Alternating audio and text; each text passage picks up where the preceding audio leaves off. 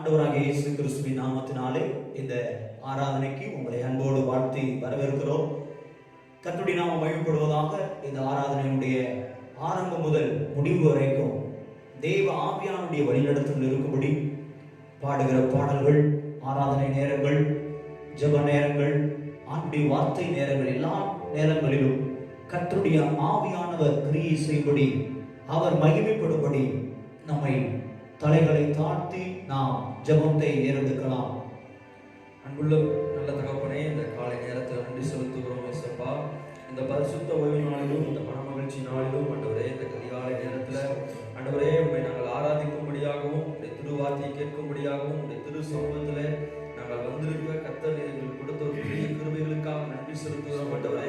இந்த நாளிலே நாங்கள் பாடல் பாடி ஆராதிக்கும் பொழுது கர்த்தருடைய பிரசன்னம் எங்கள் மத்தியில் ஆண்டவரே அப்பா இறங்கி வரும்படியாக நாங்கள் ஜெபிக்கிறோம். உமது தாசரை கர்த்தர் நீர் மறைத்து ஆண்டவரே உடைய வார்த்தையை எங்களுக்கு கற்றுத்தரும்படியாக நாங்கள் ஜெபிக்கிறோம் ஆண்டவரே. இந்த ஆராதனையில் ஆரம்பம் முதல் முடிவு வரை நாங்கள் உடைய கரத்தில் எங்களை சமர்ப்பிக்கிறோம் ஆண்டவரே.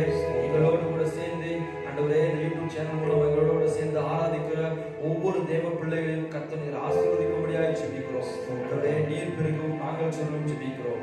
இயேசுவின் மூலம் ஜெபிக்கிறோம் எங்கள் ஜீவனுள்ள நல்ல பிதாவே, ஆமென். ஆமென். முதல் பாடலாக மகிழ்வோம் மகிழ்வோம், தினமாக மகிழ்வோம், இயேசு ராஜா நம் சொந்தமாயினார், இந்த பாதலத்தின் சொந்தக்காரர் அவர், எந்த உள்ளத்தில் சொந்தமானார் என்று பாடி கர்த்தருடைய நாமத்தை நாம் மகிமைப்படுத்தலாம். மகிழ்வோம் மகிழ்வோம், தினமாக மகிழ்வோம், இயேசு ராஜா நம் சொந்தமாயினார். மகிழ்வோம் மகிழ்வோம், தினமாக மகிழ்வோம், இயேசு ராஜா நம் சொந்தமாயினார். இந்த பாதலத்தின் சொந்தக்காரர் அவர், எந்த உள்ளத்தில் சொந்தமானார். இந்த பாதலத்தின் சொந்தக்காரர் அவர், எந்த உள்ளத்தில் சொந்தமானார். ஆனந்தமே பரமானந்தமே, இது மாபெரும் பாக்கியமே.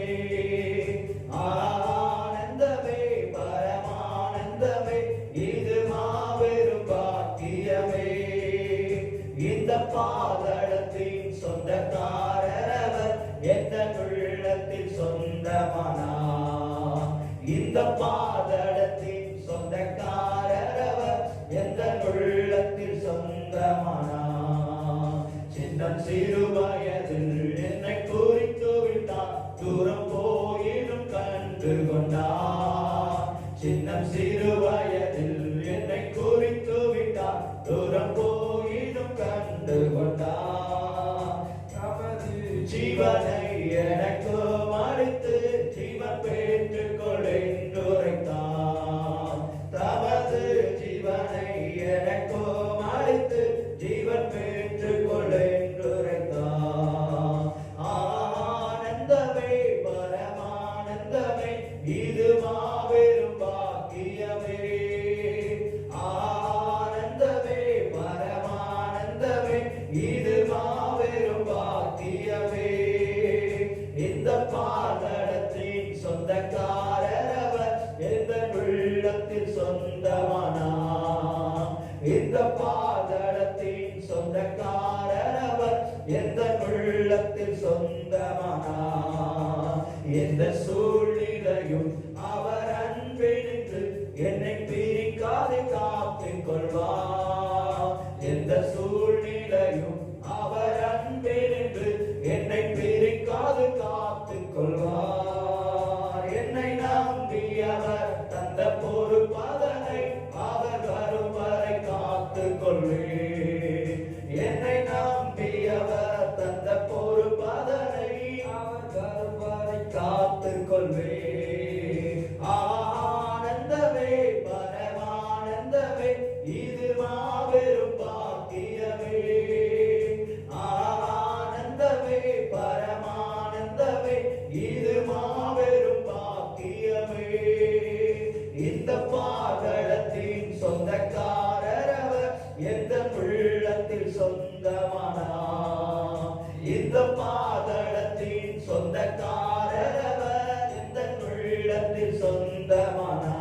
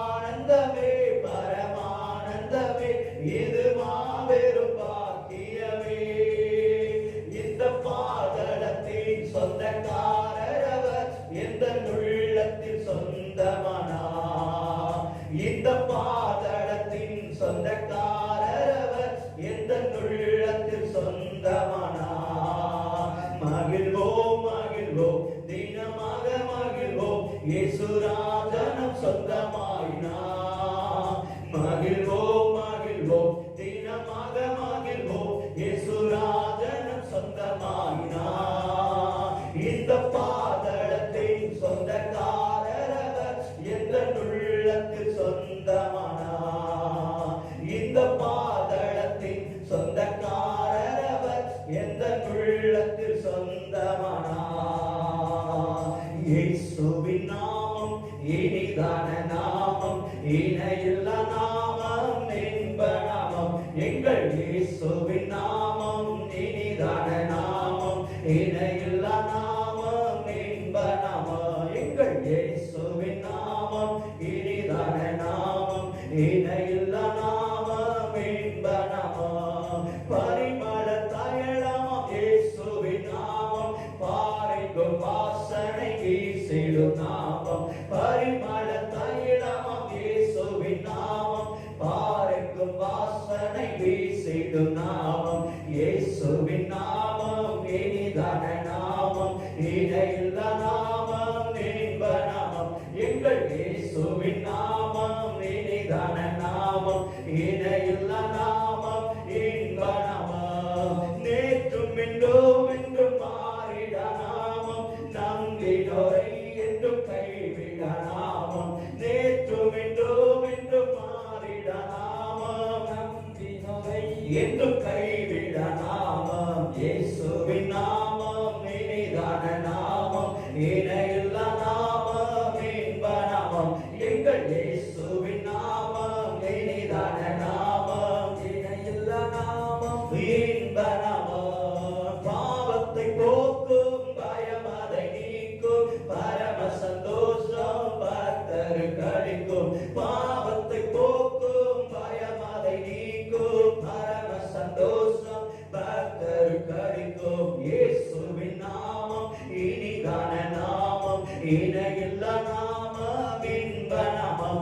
எங்கள் இயேசுவின் நாமம் இனிதான நாமம், இணையில்லா நாமம், இன்ப நாமம். இயேசுவின் நாமம் இனிதான நாமம், இணையில்லா நாமம், இன்ப நாமம். எங்கள் இயேசுவின் நாமம் இனிதான நாமம், இணையில்லா நாமம், இன்ப நாமம். எங்கள் இயேசுவின் நாமம் இனிதான நாமம், இணையில்லா நாமம், இன்ப நாமம். எங்கள் இயேசுவின் நாமம் இனிதான நாமம். திபதபதபதா சிகரபதபதா நிகதரபதா சிகதரரிகதா திபதபதபதா சிகரபதபதா திசபதரதா சிகரபதபதா திபதகதரபா திபதபதரதகலபா திகபதரதா சிகரபதரதா திபதபதைகதா ரிபௌரியாகபதபதபதபா. இருக்கிற இடத்துல ரெண்டு கரங்களை தட்டி கர்த்தருடைய நாமத்தை உயர்த்தி, அவர் ஒருவரே பெரியவர், அவர் ஒருவரே சிறந்தவர், அவருடைய நாமமே அல்லாமல் ரட்சிப்படைய வேறு வழி இல்லை, வேறொரு நாமம் கட்டளையிடப்படவில்லையே. ஒரிபா தபத ரபத ஷிகா பபத ரபத பரபா ரிபௌரி அந்தர பரபா தபரி பரபர துரபௌரி அத்தபபபபபபபபபபப ரிபௌரி அந்தர பரபரபா. சாபங்களை முறிக்கிற நாமம், பேய்களை துரத்துகிற நாமம், கட்டுக்களை மாற்றுகிற நாமம், அது இயேசு கிறிஸ்துவின் வெளியேறப்பெற்ற நாமம். ஹalleluya ஹalleluya ஹalleluya. ஓ சிகரபலதுரபோரியந்தபபலதுரபோரியந்தரபலப. ஹalleluya ஹalleluya ஹalleluya. ஓ சிகரபலதுரபோரியந்தபப. ஆண்டவராகிய இயேசு கிறிஸ்து வானத்தின் கீழே பூமியின் மேல அவருடைய நாமம் தான் கட்டளையிடப்பட்டிருக்கிறபடினால் அவருக்கே துதி கன மகிமை உண்டாகும்படி ஹalleluya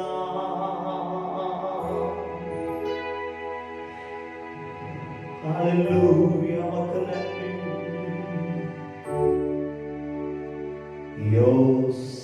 யோசனையில்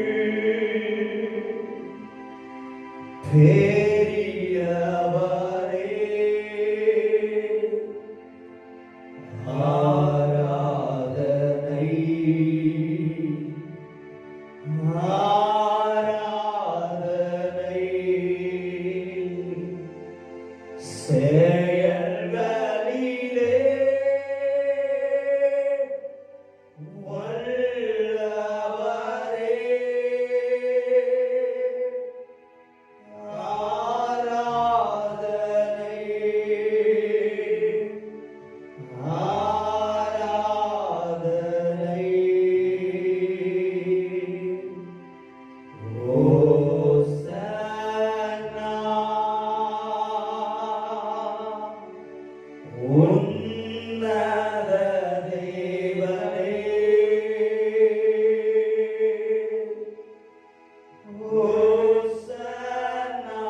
ஹோசன்னா ஹோசன்னா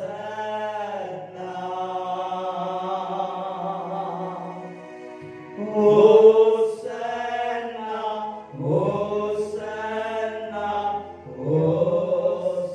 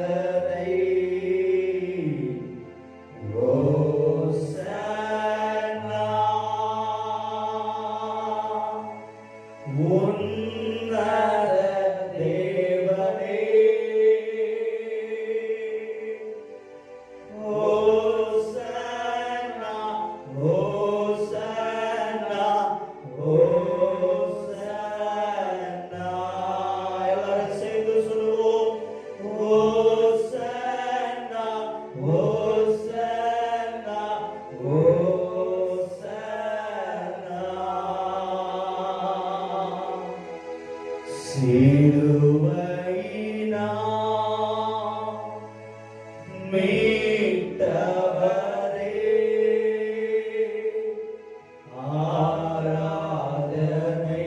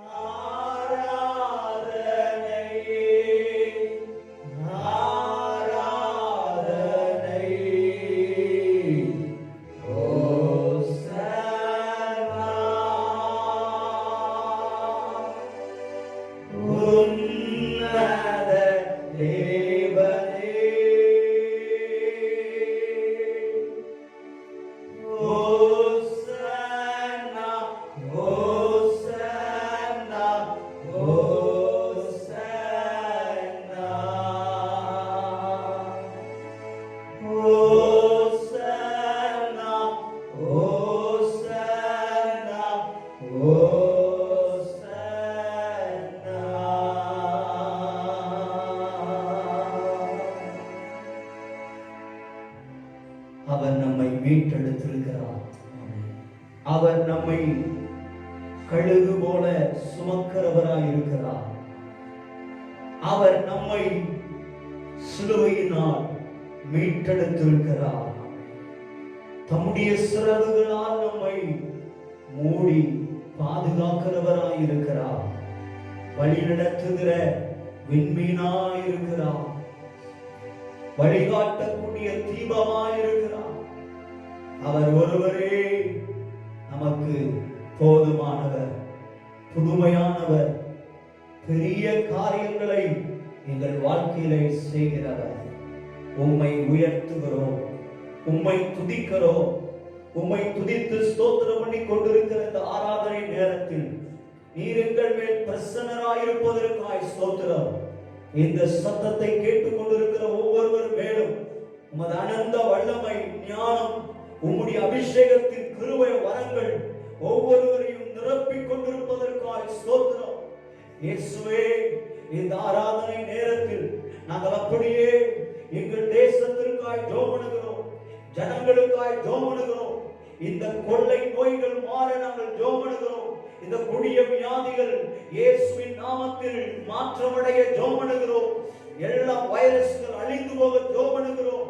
இயேசுவின் நாமத்தினாலே ஆண்டவரே ஸ்தோத்திரம், ஜனங்களை காப்பாற்றும்படி ஜெபம் பண்ணுகிறோம். தலைவர்கள், அதிகாரிகளை காப்பாற்றும்படி ஜெபம் பண்ணுகிறோம். இயேசுவின் நாமத்தினாலே உம்முடைய ஆண்டவர் இரத்தத்தினால் கழுவும்படி ஜெபம் பண்ணுகிறோம். உம்முடைய தழும்புகளாலே சுகம் உண்டாகும்படி ஜெபம் பண்ணுகிறோம். மருத்துவமனையிலே ஆண்டவரே உம்முடைய சுகம் உண்டாக ஜெபமிடுகிறோம் ஆண்டவரே. இந்த கொரோனா காலகட்டத்தில் பணிபுரிந்து கொண்டிருக்கிற ஒவ்வொரு பணியாளர்களுக்காக ஜெபமிடுகிறோம். முன்கள பணியாளர்கள் ஆண்டவரே, சுகாதார துறையினர்கள், காவல்துறையினர்கள், அனைத்து விதமான மக்களுக்காக நாங்கள் ஜெபமிடுகிறோம் ஆண்டவரே. கர்த்தருடைய பாதுகாப்பு இருப்பதாக, கர்த்தருடைய சுகம் வெளிப்படுவதாக, கர்த்தருடைய வல்லமை வெளிப்படுவதாக, கர்த்தருடைய விடுதலை வெளிப்படுவதாக நாங்கள் ஜெபமிடுகிறோம் ஆண்டவரே. நாங்கள் ஜெபமிடுகிறோம் ஆண்டவரே. நீர் எங்கள் ஜெபத்தை கேட்டுக் கொண்டிருப்பதற்காக ஸ்தோத்திரம்.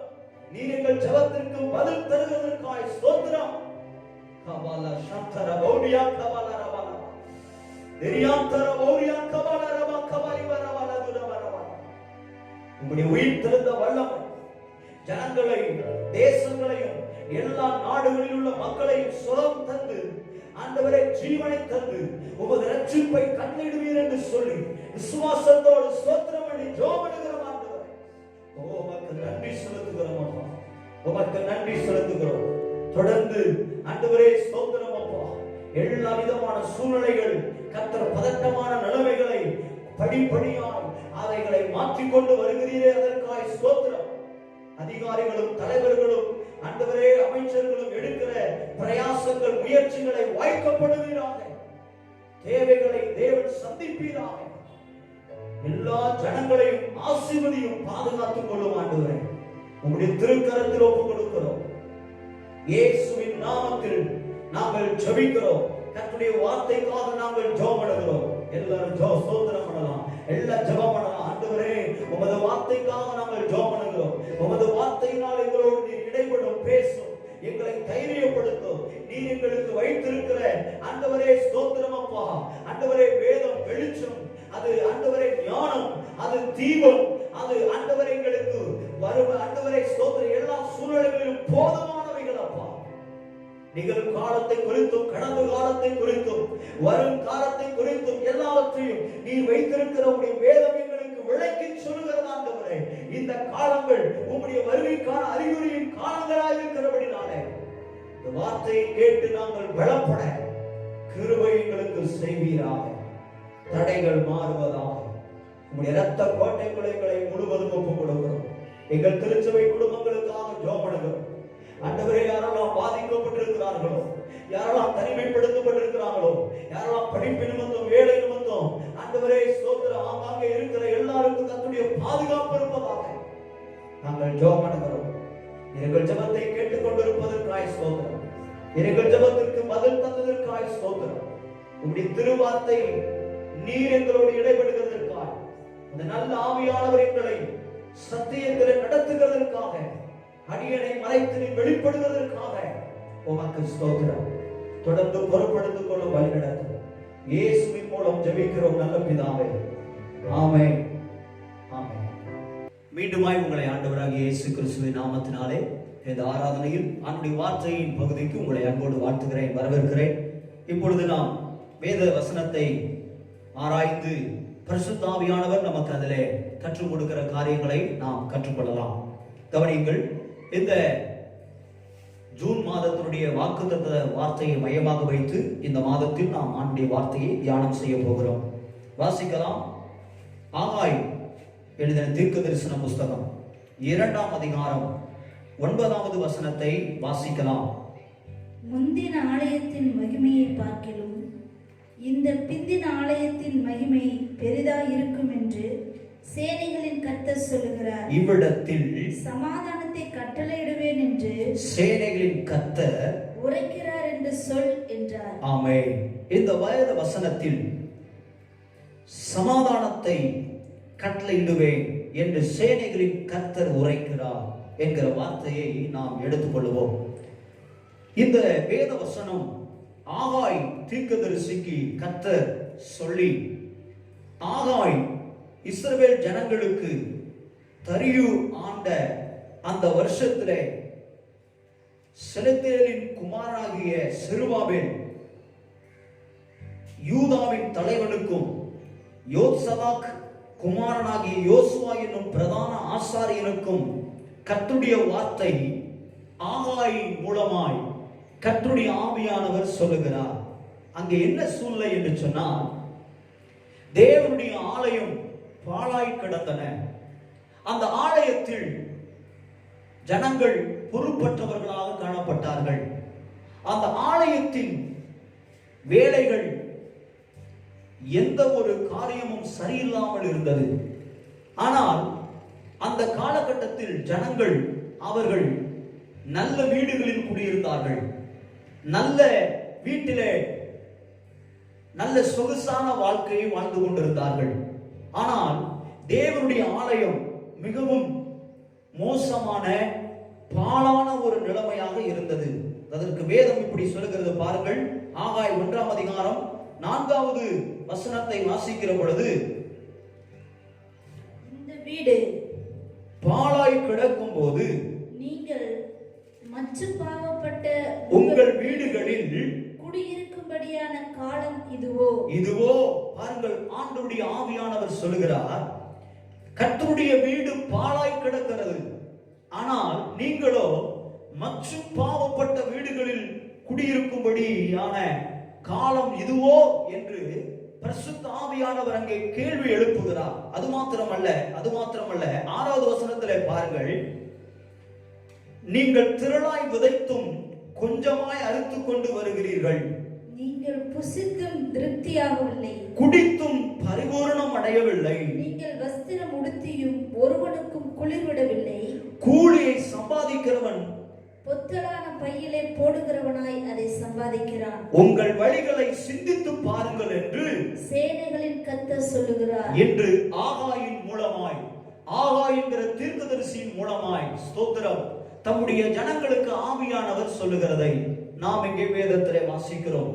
இப்படிப்பட்ட சூழ்நிலையில் தங்கள் வழிகளை சிந்தித்து பார்க்க வேண்டிய நிலைமையில் இருக்கிற ஜனங்களுக்கு ஆவியானவர் சொல்லுகிறார், நீங்கள் எப்படி சம்பாதித்தாலும், எப்படி நீங்கள் பாதுகாப்பாக இருந்தாலும், எப்படி நீங்கள் அறுவடை செய்தாலும் அவையெல்லாம் உங்களுக்கு ஆசீர்வாதமாய் இராமல் போவதற்கு காரணம் என்ன? நீங்களாகவே உங்களுக்காகவே யோசிக்கிறீர்கள். தேவனுடைய ஆலயத்தை நீங்கள் மறந்து விட்டீர்கள். தேவனுடைய ஆலயம் பாழாக கிடக்கிறதை மறந்து விட்டீர்கள். அப்படி இருக்க நீங்கள் சம்பாதித்து கொண்டு வருகிற பணங்கள் அது பொத்தல் பையிலே போடுகிறது போல இருக்கிறது என்று சொல்லி அந்த 6வது வசனத்திலே நாம் வாசித்தோம் அல்லவா? கூலியை சம்பாதிக்கிறவன் பொத்தலான பையிலே போடுகிறவனாய் அதை சம்பாதிக்கிறான். என்ன காரணம்? அவனுடைய வழி சிந்தித்து பார்க்க வேண்டிய ஒரு வழியாக மாற வேண்டும். தேவனுடைய வீடு பாழாய் கிடக்கிறதை எண்ணி கொஞ்சம் கூட கவலையற்ற ஒரு வாழ்வு வாழ்ந்து கொண்டிருந்தார்கள். அன்றைக்கு யூதாவின் ஸ்தோத்திரம் தலைவனாய் இருந்த அந்த ஸ்தோத்திரம் செருபாபேலுடைய காலத்தில், தரியு அரசாண்ட காலத்தில் இஸ்ரவேல் ஜனங்கள் அன்றைக்கு தேவனுடைய ஆலயத்தை குறித்த ஒரு கவலையற்றவர்களாக இருந்தார்கள். ஆமென். அது மாத்திரமல்ல, இங்கே பாருங்கள், வேத வசனம் சொல்லுகிறது 8வது வசனத்திலே வாசிக்கிற பொழுது, நீங்கள் மலையின் மேல் ஏறி போய் மரங்களை வெட்டி கொண்டு வந்து ஆலயத்தை கட்டுங்கள், அதன் பேரில் நான் பிரியமாய் இருப்பேன், அதனால் என் மகிமை விளங்கும் என்று கர்த்தர் சொல்லுகிறார். ஆமென் சொல்லலாமா? பாருங்கள், அவருக்கு விருப்பம் ஆலயம் கட்டப்பட வேண்டும். அவருக்கு விருப்பம் தேவனுடைய ஆலயம் கட்டப்பட வேண்டும். அவருடைய விருப்பம் தேவனுடைய ஆலயம் சரியாக சுத்தமாக அல்லது அவர் மகிமை விளங்கத்தக்கதாக இருக்க வேண்டும். ஒரு ஆமென் சொல்லலாமா? ஆனால் அன்றைக்கு தேவனுடைய வீடாகிய ஆலயம் பாழாய் கிடந்தது. தேவனுடைய வீடாகிய ஆலயம் சரிவர பயன்பாட்டில் இல்லாமல் இருந்தது. தேவனுடைய ஆலயம் ஜனங்கள் அதை கொஞ்சம் கூட சிந்திக்காமல் வாழ்ந்து கொண்டிருந்தார்கள். அந்த காலகட்டத்தில் தான் ஆகாய் தீர்க்கதரிசிக்கு கர்த்தருடைய வார்த்தை உண்டாகி அங்கே அரசாளுகிற ஜனங்களை தலைவரை பார்த்து, ஆசாரியனாகிய யோசுவாவை பார்த்து, செருபாபேலை பார்த்து ஜனங்களுக்கு இதை சொல்ல வேண்டும் என்று சொல்லி ஆவியானவர் சொல்லுகிறார் என்று சொல்லி வார்த்தை உண்டானது. பிரியமானவர்களே, இன்றைக்கு நான் ஆலயத்தை கட்டுகிறதை குறித்து பேசுகிறேன் என்று சொன்னால் இதிலே ஆவிக்குரிய அர்த்தம் என்னவென்று சொன்னால், இன்றைக்கு தேவன் உங்களிலே என்னிலே அவர் வாசம் பண்ண விரும்புகிறார். நீங்களே என்னுடைய ஆலயம் என்று சொல்லி இருக்கிறார். நம்முடைய ஆலயம் பாழாய் கிடக்குமானால் அதில் தேவ மகிமை வந்து விளங்காது. இன்றைக்கு எத்தனையோ கிறிஸ்துவை அறிந்த ஜனங்கள் அல்லது இயேசுவை ஏற்றுக்கொள்ளாத எத்தனையோ மனிதர்கள் இன்றைக்கு அவங்களுடைய உள்ளம், அவருடைய இருதயம், அவருடைய வாழ்க்கை பாழாக்கப்பட்ட அல்லது பாழாய் கிடக்கிற வீடுகளை போல் இருக்கிறது. அந்த வீடுகளை நீங்களும் நானும் அதை பார்த்துவிட்டு பொறுப்பற்றவர்களாக இருந்து விடக்கூடாது என்று சொல்லி கர்த்தருடைய ஆவியானவர் சொல்லுகிறார். அப்படியானால் நீங்களே என்னுடைய ஆலயம் என்று சொன்னார், உங்களிலே நான் வாசம் பண்ணுகிறேன் என்று சொன்னார், முந்தின ஆலயத்தின் மகிமை பார்க்கிலும் பிந்தின ஆலயத்தின் மகிமை பெரிதாயிருக்கும் என்று வாக்கு கொடுத்திருக்கிற தெய்வம், நம்முடைய ஆலயம், நம்முடைய மனம், நம்முடைய இருதயம், நம்முடைய உள்ளான அந்த தேவன் வாசம் பண்ண விரும்புகிற அந்த இடம் பாழாய் கிடக்க கூடாது. அதற்கு நாம் என்ன செய்ய வேண்டும்? நம்மை நாமே நம்முடைய வழிகளை சிந்தித்து பார்க்க வேண்டும். வேத வசனத்தின் அடிப்படையில் பிற அநேக ஜனங்களை பார்த்து யாரோ எவரோ என்று நினைத்து விடக்கூடாது. அந்த மக்களின் மேல், அந்த ஜனங்களின் மேல் நமக்கு ஒரு பொறுப்புணர்வு உள்ளவர்களாக நாம் மாற வேண்டும். பாழாய் கிடக்கிற, பாழாய் நடமாடுகிற ஜனங்களுக்காக நீங்களும் நானும் ஜெபிக்கிறவர்களாக, அவர்களுக்கு நம்மால் முடிந்த உழைப்பை கொடுக்கிறவர்களாக இருக்க வேண்டும். ஆமென், அல்லேலூயா. எனக்கு அன்பான தேவ பிள்ளைகளே, கர்த்தருடைய ஆவியானவர் சொல்லுகிறார், திருச்சபை திரு குடும்பங்களாகி நீங்களும் நானும் அன்றைக்கு இருந்த ஜனங்களைப் போல ஒருவேளை கர்த்தருடைய ஆலயத்தை குறித்து, கட்டடத்தை மாத்திரம் நான் சொல்லவில்லை, நடமாடுகிற திருச்சபைகள், தேவனுடைய வாசஸ்தலங்களாக இருக்கக்கூடிய நீங்களும் நானும் நம்மை போல ஆத்துமா உள்ள ஒவ்வொரு ஜனங்களுக்காகவும் நாம் உழைக்கிறவர்களாக, ஜெபிக்கிறவர்களாக, கொடுக்கிறவர்களாக இருக்க வேண்டும். ஒரு ஆமென் சொல்லலாமா? ஒரு அல்லேலூயா சொல்லலாமா? எனக்கு அன்பான தேவ பிள்ளைகளே, இங்கே பாருங்கள், அவர் என்ன செய்வாராம்? அப்படி ஒரு வேளை தேவனுடைய ஆலயம் செம்மைப்படுத்தப்பட்டு, ஆலயம் சரிபடுத்தப்பட்டு, ஆலயம் கட்டப்பட்டு, ஆலயம் சரியாக்கப்பட்டு நிலை நிற்கும் பொழுது அந்த ஆலயத்தில் முந்தின மகிமையை பார்க்கிலும் பிந்தின மகிமை பெரிதாய் விளங்கும். அது மாத்திரமல்ல, அவர் சமாதானத்தை கட்டளையிடுகிறவராய் இருக்கிறார். அல்லேலூயா, ஆமென். இன்றைக்கு நாம் எவ்வளவோ சம்பாத்தியம் செய்தாலும், எவ்வளவோ பொருட்களை சேர்த்தாலும், எத்தனை வீடு வாசல்களை கட்டினாலும் வாங்கினாலும் அவைகளை சேர்த்தாலும், நன்றாக புரிந்து கொள்ளுங்கள், நம்முடைய வாழ்க்கையிலே சமாதானம் இல்லை என்று சொன்னால் நிம்மதியான தூக்கம் இருக்காது. நிம்மதியாக நம்மளால் சந்தோஷமாய் வாழ முடியாது. எதுவும் நமக்கு நாம் கொண்டு போவதும் இல்லை. எனக்கு அன்பான தேவ பிள்ளைகளே, நன்றாய் புரிந்து கொள்ளுவோம், நன்றாய் புரிந்து கொள்ளுவோம். வேதம் நமக்கு தெளிவாய் சொல்லுகிறது, அவருடைய சமாதானம் நமக்கு இல்லை என்று சொன்னால் நாம் வாழ்கிற இந்த வாழ்க்கை ஒரு நரக வாழ்க்கையாயிருக்கும். நாம் வாழ்கிற இந்த ஜீவியம் ஒரு பயனற்ற ஒரு ஜீவியமாயிருக்கும். நமக்கோ நம்முடைய குடும்பத்திற்கும் மாத்திரம் அல்ல, யாருக்கும் நாம் பயனற்றவர்களாக இருந்து விடுவோம். ஏன்? நம்முடைய ஆத்மாவுக்கே நாம் ஒரு பயனற்றவர்களாக மாறிவிடுவோம். சமாதானம் இல்லை என்று சொன்னால், அவருக்கு பிரியமான வழியிலே நாம் நடக்கவில்லை என்று சொன்னால், அவருடைய வருகை மிகவும் சமீபமாய் இருக்கிறது. அந்த வருகையிலே நீங்களும் நான் கைவிடப்படுவோமானால் நித்திய நரகான கிடைக்குள் நாம் கடந்து போய் விடுவோம். நமக்கும் அது பயனற்ற ஒரு நிலைமையாய் மாறிவிடும். வேதம் சொல்லுகிறது, எண்ணத்தை சம்பாதித்தாலும் புத்தியை சம்பாதி என்று சொல்லி, ஞானத்தை சம்பாதி என்று சொல்லி, அது மாத்திரமல்ல, எதை இழந்தாலும் ஆத்துமாக்களை சம்பாதி என்று சொல்லி வேதம் நமக்கு தெளிவாய் சொல்லுகிறது. அழிந்து போகிற எல்லாவற்றையும் நாம் நம்பிக்கொண்டிராமல் அழியாத ஒரு நமக்குள் இருக்கிற ஆத்துமாவை நாம் பிடித்துக் கொள்வோம். அநேக ஆத்துமாக்களுக்காக நாம் ஜெபிப்போம், அநேக ஆத்துமாக்களுக்காக நாம் உழைப்போம், அநேக ஆத்துமாக்களுக்காக நாம் கொடுப்போம். உண்மையாலுமே இதற்குரிய பலனை எல்லாம் தேவன் மறுமையிலே நமக்கு கொடுக்க போதுமானவராய் இருக்கிறார். ஆமென். சமாதானத்தை அவர் கட்டளையிடுகிறவராய் இருக்கிறார். நம்முடைய தேவன் சமாதானத்தின் தேவன். இந்த செய்தியுடைய தலைப்பே சமாதானத்தின் தேவன். ஆமென், அல்லேலூயா.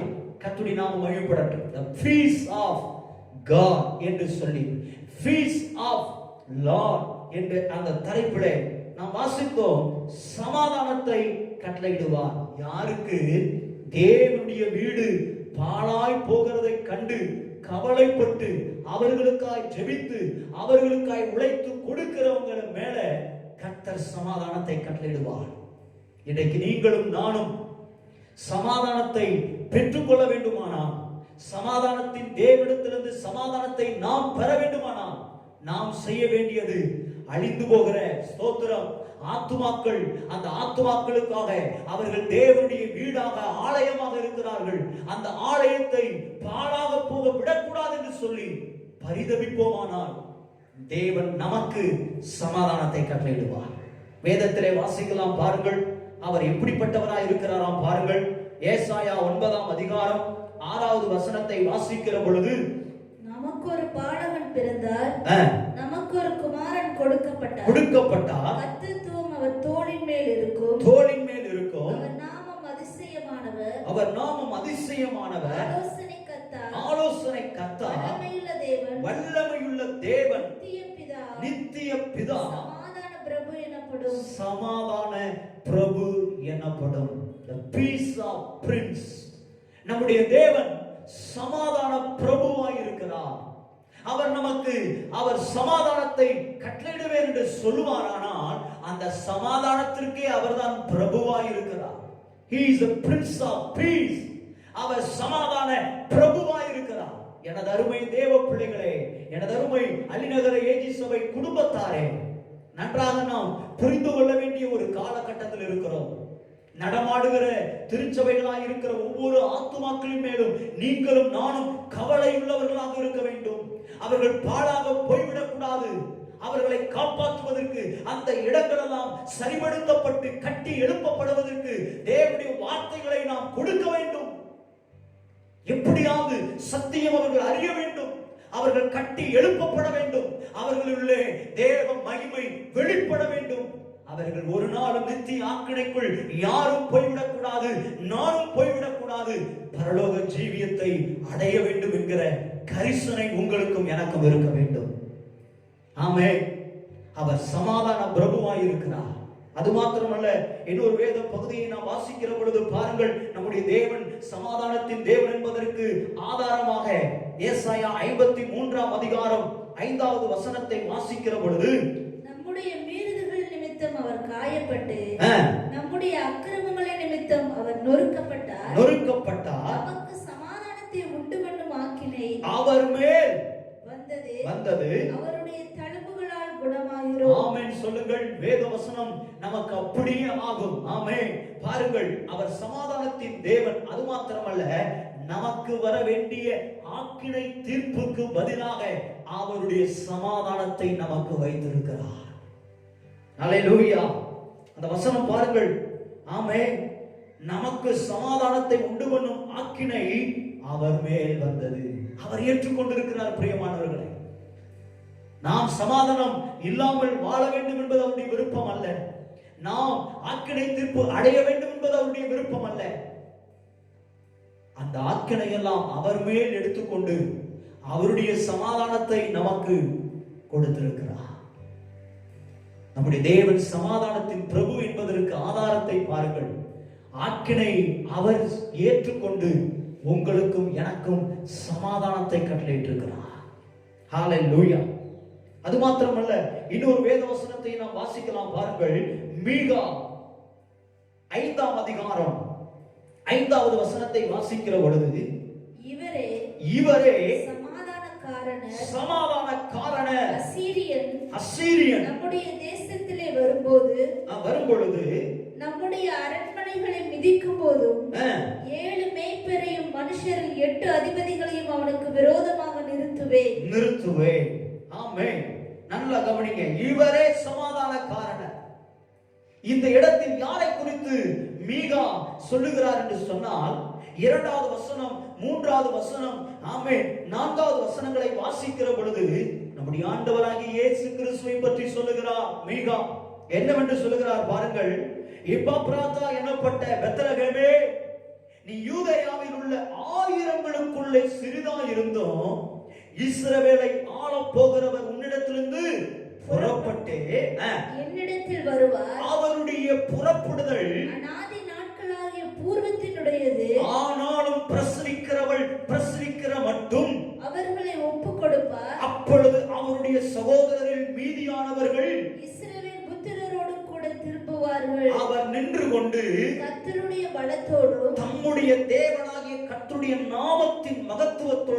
எடுப்பார், ஆகையால் அவர்கள் நிலைத்திருப்பார்கள். அவர் இனி பூமியின் எல்லைகளை பரியந்தமும் மகிமைப்படுவார்.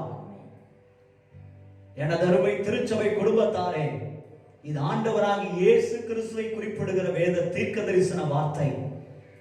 பெத்லகேமிலே இருந்து இயேசு வருவார் என்கிற மேய்ப்பர் அவர்தான் நமக்கு பிரதான மேய்ப்பராய் இருக்கிறார். ஆமென், ஹல்லேலூயா. எனக்கு அன்பான தேவ பிள்ளைகளே, இயேசு கிறிஸ்து சமாதான காரணராய் இருக்கிறார். இவரே சமாதான காரணர். நாம் ஏசாயாவிலே 9:6 வசனத்திலே அது யாரை குறித்து சொல்லப்பட்ட தீர்க்க தரிசன வார்த்தை? ஆண்டவராகிய இயேசு கிறிஸ்துவை குறித்து சொல்லப்பட்ட தீர்க்க தரிசன வார்த்தை.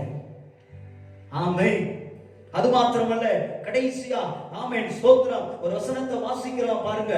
அதே மீகா 5ஆம் அதிகாரம் ஸ்தோத்திரம் 1-4 நாம் இப்ப வாசித்தது போல மகிமைப்படுகிறவர் இயேசு. அல்லேலூயா. அவர் மகிமைப்படுகிறவர்.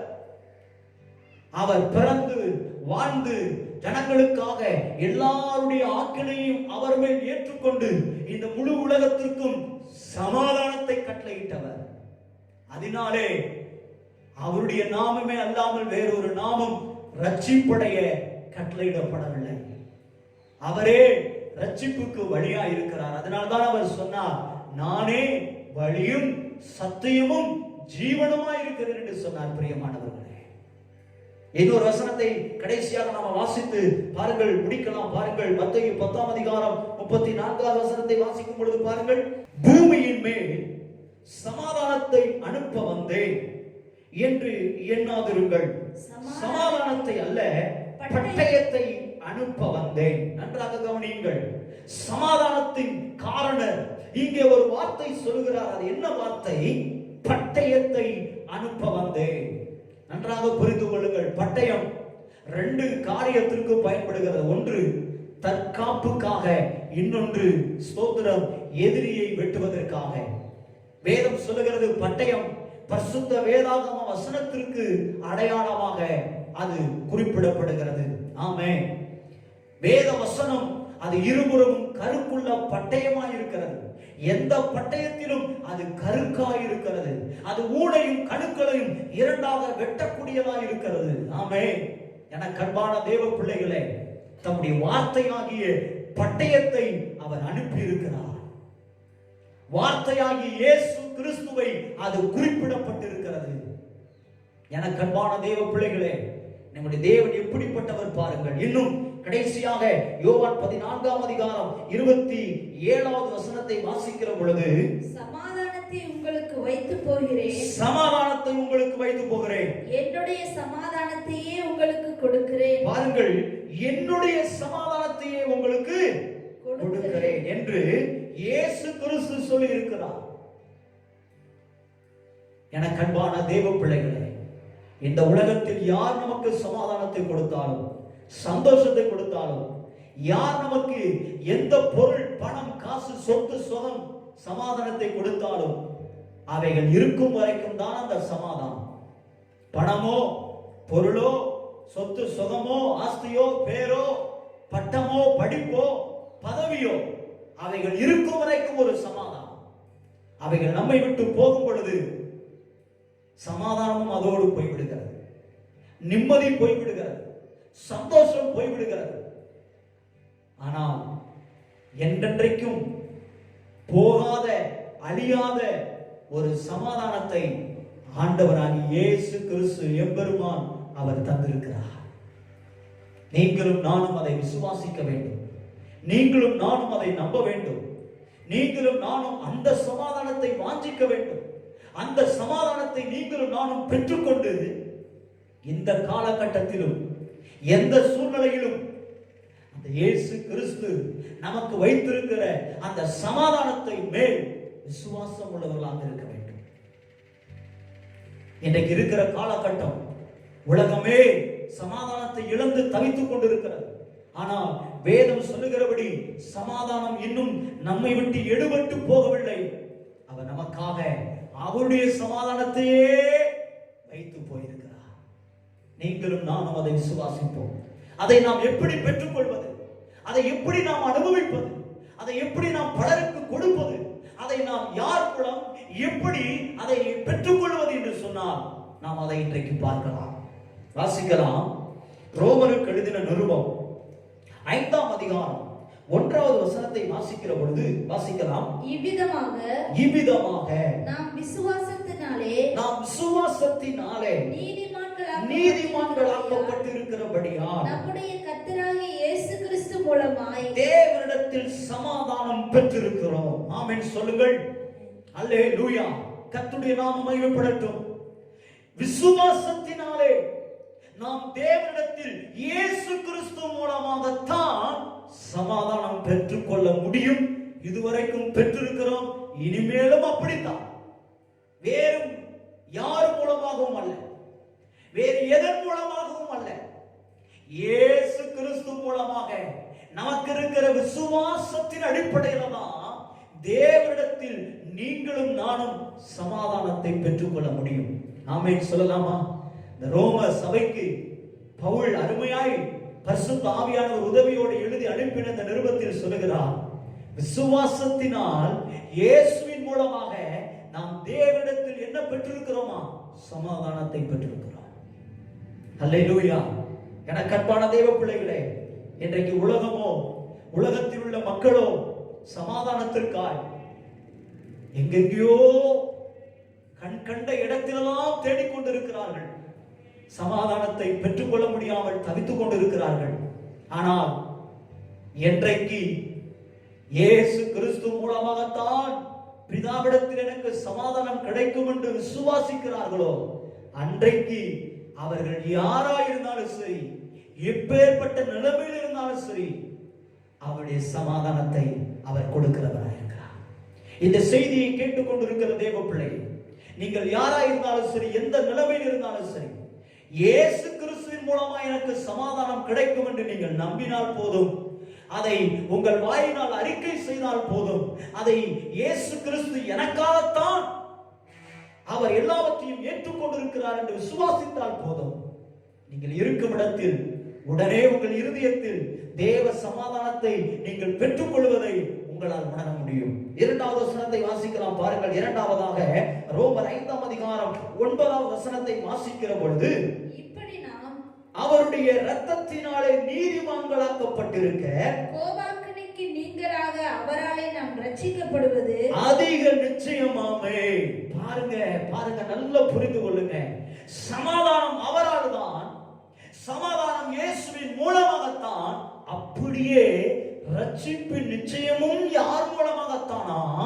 இயேசு கிறிஸ்து மூலமாகவும் அவருடைய இரத்தத்தினாலும் தான் உங்களுக்கு எனக்கும் சுத்திகரிப்பு, பாவத்திலிருந்து விடுதலை, உங்களுக்கு எனக்கு ரட்சிப்பின் நிச்சயமும் அவர் மூலமாகத்தான். ஆமென்.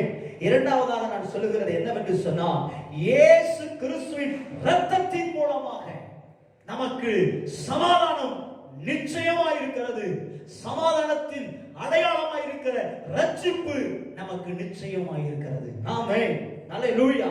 இன்னும் பாருங்கள், நான் இந்த செய்தியை மிகவும் சுருக்கமாய் உங்களுக்கு சொல்லிக் கொண்டிருக்கிறேன். மூன்றாவதாக 15வது வசனத்தை வாசிக்கிற பொழுது, ஆனாலும் மீறுதலின் பலன் கிருபை வரத்தின் பலனுக்கு ஒப்பானது அல்ல. ஒருவனுடைய மீறுதலினாலே அநேகர் மரித்திருக்க தேவனுடைய கிருபையும் இயேசு கிறிஸ்து என்னும் ஒரே மனுஷனுடைய கிருபையினாலே வரும் ஈவும் அநேகர் மேல் அதிகமாய் பெருகி இருக்கிறது. ஆமென் சொல்லலாமா? இந்த சூழலை, இந்த வசனம் எதை சொல்லுகிறது என்று சொன்னால், ஆதாம் ஆண்டுடைய வார்த்தைக்கு கீழ்ப்படியாமல் மீறுதலினாலே இந்த முழு உலகத்திற்கும் பாவத்தின் விளைவு, தண்டனை, மரணம் என்று கொண்டு வந்தது போல, அந்த ஒரே மனிதனுடைய கீழ்ப்படிதலினாலே, கீழ்ப்படியாமையினாலே இந்த உலகத்திற்குள் அடுத்து வருகிற சந்ததி ஜனங்களுக்குள் பாவத்தின் தண்டனை, மரணம் என்று வந்ததின் போல, ஒரே ஒரு கீழ்ப்படிதல், இயேசு கீழ்ப்படிந்த அவருடைய கீழ்ப்படிதலினாலே முழு உலகத்திற்கும் ஜீவன் வந்திருக்கிறது. ஆமென். ஒரே இயேசு கிறிஸ்துவினுடைய கீழ்ப்படிதலினாலே, அந்த ஈவினாலே உங்களுக்கும் எனக்கும் என்ன வந்திருக்கிறது? சமாதானம் வந்திருக்கிறது. ஆமென். உங்களுக்கும் எனக்கும் என்ன வந்திருக்கிறதா? கிருபையின் அந்த பலன் நமக்கு என்ன எண்ணத்தை கொடுத்திருக்கிறதாம். பாருங்கள், சமாதானத்தை, கிருபையின் ஈவாகிய அந்த சமாதானத்தை கொண்டு வந்திருக்கிறது. ஆமென். மூன்றாவதாக நான் சொல்லுகிற காரியம், இயேசு கிறிஸ்து என்னும் கிருபையின் மூலமாய் இந்த உலகத்திற்கு என்ன வந்திருக்கிறது? சமாதானம் வந்திருக்கிறது. மரித்துக் கொண்டு, ஆமென், அதற்கப்புறம் வாழ்வு இல்லை என்று நினைத்துக் கொண்டிருந்த ஒவ்வொரு மனுக்குலத்திற்கும் மறுவாழ்வு, நித்திய வாழ்வு, பரலோக வாழ்வு உண்டு என்று சொல்லி இயேசு கிறிஸ்துவின் கிருபையின் மூலம், அவருடைய ஈவு, அவருடைய கிரியையின் மூலம் இந்த உலகத்திற்கு என்ன வந்திருக்கிறது? இந்த உலகத்தில் வாழ்கிற ஆத்துமாக்களுக்கு பரலோக ஜீவியம் கிடைத்திருக்கிறது. ஒரு ஆமென் சொல்லலாமா? ஒரு அல்லேலூயா சொல்லலாமா? எனது அருமை தேவ பிள்ளையே, நீங்களும் நானும் இன்றைக்கு எவ்வளவு பெரிய பாவத்திலே உழன்று கிடந்து மேலே எழும்ப முடியாமல் அந்த சமாதானத்தை இழந்து பரலோக வாழ்வை குறித்த நிச்சயம் இல்லாமல் இருக்கலாம். ஆனால் நீங்கள் யாராயிருந்தாலும் உங்கள் உள்ளத்திலே ஒரு தீர்மானம் எடுங்கள். என்னுடைய வாழ்வு இப்படியே முடிந்து போவது இல்லை. இந்த பாவத்திலே நான் கிடந்து போவது இல்லை. நான் பாதாளத்திற்குள் போக போவது இல்லை. மாறாக நான் மறுமைக்கு தகுதியாக்கப்பட்டது என் ஆண்டவராகிய இயேசு கிறிஸ்துவின் கிருபையின் உருவமாய் வந்த இயேசுவின் மூலமாக நான் இழந்த சமாதானத்தை திரும்ப பெற்றுக்கொள்ள முடியும் என்கிற தீர்மானிக்கிறவர்கள் உள்ளத்திலே எடுங்கள் ஒரு தீர்மானம். நான் கீழ்ப்படியாதலினால் பாவத்தின் தண்டனையை நான் அனுபவித்துக் கொண்டிருப்பதற்காக அல்ல, நித்திய வாழ்வை அறிந்து கொண்டு நித்திய வாழ்வுக்குள் பிரவேசிப்பதற்கு எனக்குள்ளே ஒரு விசுவாசம் இந்த நேரத்தில் இயேசுவின் மூலமாய், கிருபையின் மூலமாய் நான் அதை பெற்றுக் கொள்ளுகிறேன் என்று விசுவாசித்து அறிக்கை செய்யுங்கள். கர்த்தர் நிச்சயமாய் மரணத்தோடு நம்முடைய வாழ்வு முடிவது இல்லை. மறுமையில் நாம் கண் விழித்து அவரோடு நித்திய காலமாய் வாழ்வதற்கு அவர் நமக்கு அந்த சமாதானத்தின் தேவன் நமக்கு அதை வைத்திருக்கிறார். அவர் நமக்கு அதை கொடுத்திருக்கிறார். பாருங்கள், கடைசி வசனத்தை வாசிக்கலாம். ரோமர் 5ஆம் அதிகாரம் 17வது வசனம். அல்லாமலும் ஒருவனுடைய மீறுதலினாலே அந்த ஒருவன் மூலமாய் மரணம் ஆண்டு கொண்டிருக்க கிருபையின் பரிபூரணத்தையும் நீதியாகி ஈவின் பரிபூரணத்தையும் பெறுகிறவர்கள் இயேசு கிறிஸ்து என்னும் ஒருவராலே ஜீவனை அடைந்து ஆழ்வார்கள் என்பது அதிக நிச்சயமாமே. ஆமென் சொல்லுங்கள். ஆமென். எப்படி ஒரு மனிதன் ஆதாமினாலே அநேக ஜனங்களுக்கு எல்லாருக்கும் பாவத்தின் தண்டனை மரணம் என்று நியமிக்கப்பட்டது போல இயேசு கிறிஸ்து என்னும் ஒருவருடைய கீழ்ப்படிதலினாலே, அவர் முழு உலகத்துடைய பாவங்களை அக்கிரமங்களையும் அவர் சுமந்து கொண்டதினாலே, அவர் நற்கிரியையினாலே ஈவின் நீதியாகிய ஈவின் பரிபூரணத்தை பெருக அவர் கிரியை செய்ததினாலே அவர் மூலமாய் நித்திய ஜீவன் நியமிக்கப்பட்டது அதிக நிச்சயமாய் இருக்கிறது.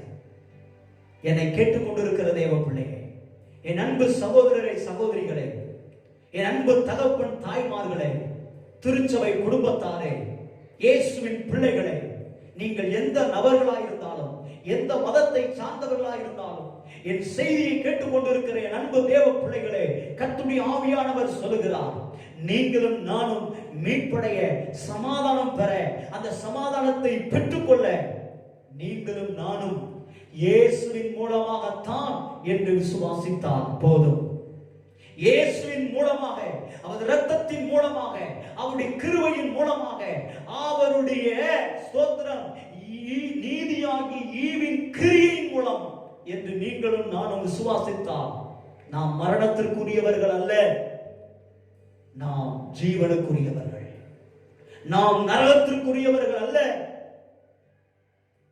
நாம் பரலோகத்திற்குரியவர்கள். நாம் சமாதானம் அற்ற வாழ்க்கையானவர்கள் அல்ல.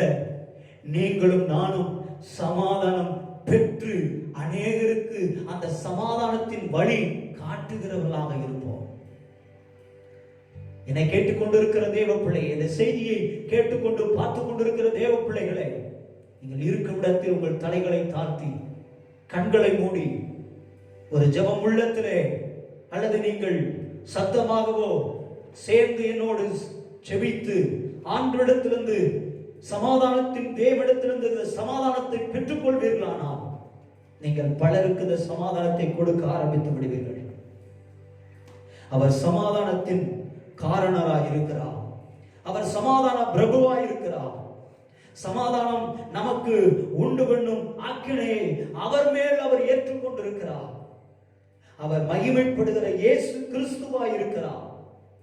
பூமியின் மேல் சமாதானத்தை அவர் அனுப்புவதற்காய் தம்முடைய பட்டயத்தை அனுப்பினவராய் இருக்கிறார். அவரே உலகத்துடைய சமாதானத்தை அல்ல, அவருடைய சமாதானத்தையே நமக்கு வைத்து போயிருக்கிறார். அந்த சமாதானம் நமக்கு நிலைத்திருப்பதற்காக நல்ல ஆவியானவர் நம்மை செம்மையான பாதையிலே நடத்தி கொண்டு போகிறவராய் இருக்கிறார். அந்த ஆவியானவருக்கு நம்மை அர்ப்பணிப்போம். அந்த பரிசுத்த ஆவியானவருக்கு நம்மை விட்டுக் கொடுப்போம். அவர் நம்மை நடத்துகிற பாதையிலே நாம் நடந்து போக நம்மை விட்டுக் கொடுப்போம், அர்ப்பணிப்போம். இந்த சத்தியம் நம்முடைய வாழ்க்கைக்கு என்றைக்கும் மாறாததாய் அழியாததாய் இருக்கட்டும். கபாலா சந்தரவோடியா கபாலா ரிபோடியா கபாலா சந்தரவோடியா கபாலா ரபாலா. ஓ பரிசுத்த ஆவியானவர் அவர் நித்திய ஜீவனுக்கு நேராக நடத்துகிறவர். அவர் நீதி குறித்தும் நியாய தீர்ப்பை குறித்தும் அவர் பாவத்தை குறித்தும் கண்டித்து உணர்த்துகிறவராய் இருக்கிறார். இதிலே நடவுங்கள், இதிலே வாழுங்கள் என்று சொல்லி உணர்த்துகிறவராய் இருக்கிறார். ஆண்டவரே, அழிந்து போகும் உலக பொருட்களால் நான் ஆத்துமாக்களை சம்பாதிக்க எனக்கு கிருபை தாரும் அப்பா. நான் ஆண்டவரே நடமாடுகிற ஆலயங்களாகி ஒவ்வொரு ஆலயங்களை குறித்தும் பாழாய் போகிற ஒவ்வொரு ஆத்துமாக்களை குறித்தும் கவலையற்ற ஒரு வாழ்க்கையை நான் வாழாமல் அந்த ஆத்துமாக்களுக்காய் கவலைப்பட்டு ஜெபித்து உழைத்து கொடுக்கிற ஒரு விசுவாசியாக, ஒரு தேவ பிள்ளையாக இருக்க என்னை அர்ப்பணம் செய்கிறேன். இந்த செய்திக்கு என்னை அர்ப்பணிக்கிறேன். இந்த செய்தியின் மூலமாய் நீர் என்னோடு இடைப்பட்டிருக்கிறீர். என்னை தாழ்த்துகிறேன், பெருமையாக்குகிறேன். ரோம திருச்சபைக்கு சொன்னது போல இயேசு கிறிஸ்து மூலமாய் விசுவாசத்தோடு தேவனிடத்திலிருந்து சமாதானத்தை பெற முடியும். அவருடைய இரத்தத்தினால், அவருடைய கிருபையினால், அவருடைய ஈவு நீதியாகி ஈவு கிரியை மூலமாய் நாம் சமாதானத்தை பெற்றுக்கொள்ள முடியும். ஆண்டவரே, என்னை அர்ப்பணிக்கிறேன். என்னோடு சேர்ந்து ஜெபிக்கிற ஒவ்வொரு தேவ பிள்ளைகளுக்காக உமது அடியான் ஜெபம் பண்ணுகிறேன். அவர்கள் ஒவ்வொருவரையும் நீர் ஆசீர்வதியும். அவர்கள் ஒவ்வொருவர் மேலும் உமது சமாதானம் இறங்கட்டும். தனி மனதிற்குள்ளே, ஒரு குடும்பத்திற்குள்ளே, ஒரு தெருக்குள்ளே, ஒரு கிராமத்திலே, ஒரு பட்டணத்திலே, தேசத்திலே சமாதானத்தை இழந்து தவிக்கிற அல்லது சமாதானத்திற்காய் அலைந்து திரிகிற, இரவும் முழுவதும் தூக்கம் இல்லாமல், சமாதானம் இல்லாமல், ஒரு சந்தோஷம் இல்லாமல் வாழ்ந்து கொண்டிருக்கிற ஒவ்வொருவர் மேலும் உமது பரிசுத்த ஆவியானவர் உம்முடைய சமாதானத்தை இப்பொழுதே வைப்பாராக. இழந்த சமாதானத்தை திரும்ப தருவதற்காகவே உம்முடைய குமாரனாகிய இயேசு கிறிஸ்துவை இந்த உலகத்திற்கு அனுப்பி, ஆமென், ஜனங்களுக்கு நன்மை செய்கிறவராய் சுற்றித் திரிந்து முழு உலகத்துடைய பாவங்களையும் அவர் ஏற்றுக்கொண்டு சுமந்து ஆக்கினையை சுமந்து என்னுடைய சமாதானத்தையே கொடுக்கிறேன் என்று சொல்லிவிட்டு போய் உமது நல்ல ஆவியானவரை எங்களுக்கு கொடுத்திருக்கிறாரே, அனுப்பி இருக்கிறாரே. அவர் மறுபடியும் சொல்லியிருக்கிறார், இதோ நான் சீக்கிரமாய் வருகிறேன், இதோ நான் சீக்கிரமாய் வருகிறேன், திருடனை போல உன்மேல் வருவேன் என்று சொல்லியிருக்கிறார். அதற்கு ஆயத்தமாய் இருப்பதற்கு எனக்கு கிருபை தார், எனக்கு அந்த கிருபையை தார், என்னை தாழ்த்துகிறேன் என்று சொன்ன ஒவ்வொருவருக்காய் ஜெபம் பண்ணுகிறேன். விசுவாசிக்கிற ஒவ்வொருவருக்காய் ஜெபம் பண்ணுகிறேன். இந்த செய்தியை கேட்டுக்கொண்டிருக்கிற ஒவ்வொருவருக்காய் ஜெபம் பண்ணுகிறேன். உம்முடைய சமாதானத்தை வைப்பீராக, உள்ளத்திலே வைப்பீராக, ஒவ்வொரு இல்லத்திலும் வைப்பீராக. இந்த தேசத்தில் ஒரு சமாதானமான சூழ்நிலையை நீர் சொல்லி இருக்கிறது போல கட்டளையிடுவீராக. இயேசுவின் நாமத்தில் ஜெபிக்கிறேன் பிதாவே, ஆமென். நம்முடைய கர்த்தராகிய இயேசு கிறிஸ்துவின் கிருபை, பிதாவாகிய தேவனுடைய அன்பு, பரிசுத்த ஆவியானுடைய அன்யோன்யம், ஐக்கியம், சந்தோஷம், சமாதானம் வழிநடத்தலும் இன்றும் என்றும் அவருடைய வருகை மட்டும் நம் அனைவரோடும் சகல ஜனங்களோடும் பரிசுத்தவான்களோடும் அவருடைய வருகை மட்டும் என்றென்றைக்கு நிலைத்திருப்பதாக. ஆமென். நாம் எல்லாரும் சேர்ந்து சொல்வோம். என் ஆத்துமாவே கர்த்தரை ஸ்தோத்திரி, என் முழு உள்ளமே அவருடைய பரிசுத்த நாமத்தை ஸ்தோத்திரி. என் ஆத்துமாவே கர்த்தரை ஸ்தோத்திரி, அவர் செய்த சகல உபகாரங்களையும் மறவாதே. ஆமென், ஆமென். ஹல்லேலூயா, ஹல்லேலூயா. கர்த்தர் உங்களை ஆசீர்வதிப்பாராக. கர்த்தருடைய நாமம் மகிமைப்படுவதாக. கர்த்தர் உங்களை ஆசீர்வதித்து சமாதானத்தினால் நிரப்பி நடத்துவாராக. ஆமென். கர்த்தருடைய கிருபை உங்களோடு இருப்பதாக. கர்த்தர் நாமம் மகிமைப்படுவதாக. இந்த வீடியோ நிகழ்ச்சியின் மூலமாக உங்களை சந்திப்பதில் நான் மிகுந்த மகிழ்ச்சி அடைகிறேன். இந்த செய்திகளை கேட்கிற நீங்கள் மற்றவர்களுக்கும் அதை பகிர்ந்து கொடுங்கள். இந்த ஊழியங்களுக்காக, அலிநகர் ஏஜி சபை ஊழியங்களுக்காக ஜெபியுங்கள், உழையுங்கள், கொடுங்கள். கொடுக்கிற உங்களை ஆசீர்வதிப்பாராக. கடந்த வாரத்தில் ஏஜிபிபிஎஸ் கர்த்தருடைய கிருபையினால் அருமையாய் நடந்து முடிந்திருக்கிறது. அதை எப்படியெல்லாம் நாங்கள் ஆயத்தம் செய்தோம் என்கிற ஒரு வீடியோ ப்ரோமோ உங்களுக்கு நாங்கள் அனுப்புவோம். அதை நீங்கள் பார்த்து கர்த்தருடைய நாமத்தை மகிமைப்படுத்துங்கள். தொடர்ந்து உங்களுக்காக ஜெபிக்க உங்களுக்கு என்னுடைய தொடர்பு கொள்ளக்கூடிய மொபைல் நம்பரை உங்களுக்கு நாங்கள் ஸ்கிரீன்ல போடுகிறோம். ஜெபிக்க விரும்புகிறவர்கள் உங்கள் போன் மூலமாக அல்லது மெசேஜ் மூலமாக நீங்கள் அனுப்புங்கள்.